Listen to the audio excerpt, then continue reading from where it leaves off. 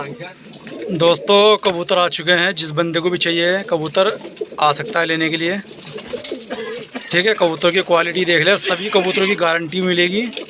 ठीक है, और एक ऑफ़र हो रहा है भाई, जैसे ईद स्पेशल है तो भाई ईद पे ऑफ़र है स्पेशल।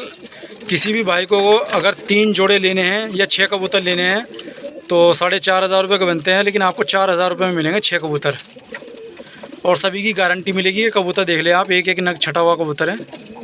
ठीक है, इसमें वो कबूतर है जिसने पिछले साल मई में फर्स्ट मैच मारा था।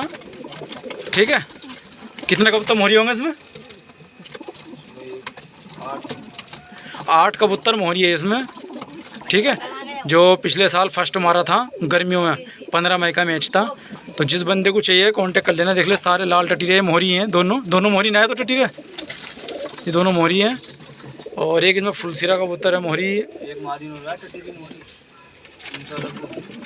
हाँ, तीनों बैठे तो शायद।